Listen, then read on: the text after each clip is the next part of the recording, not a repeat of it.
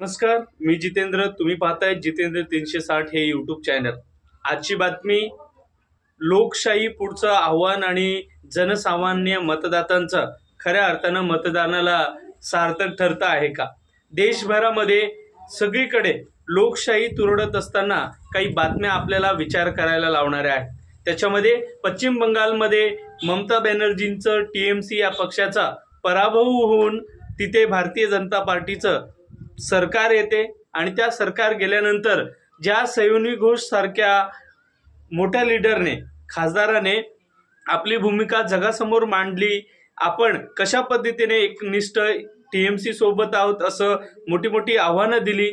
ज्या नेत्यांनी काही दिवसापूर्वी भारतीय जनता पार्टीचा हात धरला, त्यांना कसं डिवचलं, हे सगळं असताना जनसामान्यांमध्ये असा विषय होता की ही व्यक्ती फार निष्ठावंत आहे, ही व्यक्ती खऱ्या अर्थानं या NDA सरकारच्या विरोधात लढण्यासाठी सक्षम आहे. परंतु काही दिवसामध्ये सगळं परिवर्तन होतं आणि सरकार जातं आणि काही दिवसानंतर बातमी येते की TMCतले काही खासदार मूळ TMC पासून वेगळं होऊन आपले गट स्थापन करून NDAला समर्थन देण्यासाठी दिल्ली गाठतात आणि TMC मधून मूळ एक गट वेगळं होऊन आपलं सगळं समर्थन जे आहे ते NDA सरकारला देतात, आत्ताच्या सरकारला देतात. तोच पॅटर्न महाराष्ट्रामध्ये आहे. महाराष्ट्रामध्ये आपण 2019 मध्ये विधानसभेच्या निवडणुकीच्या अगोदर एक मोठी फूट आपण महाराष्ट्रामध्ये बघितली. काही आमदार जे आहेत त्यांनी मूळ शिवसेनेतनं वेगळं होऊन वेगळा शिवसेना पक्ष स्थापन केला.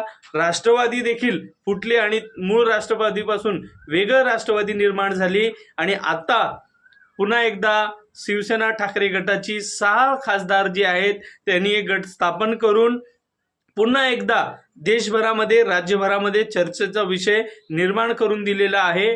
ते म्हणजेच मूळ ठाकरे गटातून वेगळं होऊन शिवसेना या पक्षाला समर्थन देणं, NDA सरकारला समर्थन देणं. आता विचार येतो की जी लाखोच्या संख्येने जनसामान्यांनी आपलं मतदान देऊन एखाद्या व्यक्तीला ठराविक पक्षासाठी ठराविक विचारधारेच्या लोकांना निवडून दिलं आणि ती लोक त्या जनसामान्यांच्या मतदानाचा अधिकाराचा कशा पद्धतीने गैरफायदा घेत असताना आपल्याला दिसतो आहे. लोकशाही पुढे काही अनेक आव्हानं होती, परंतु त्या आव्हानांमध्ये बदल हा आपल्याला होताना दिसतोय आणि पक्षफुटीतून वेगळं आपलं राजकीय स्वार्थ साधणं हे देखील आत्ताच्या घडीला लोकशाहीमध्ये सगळ्यात मोठं आव्हान होताना आपल्याला दिसतोय.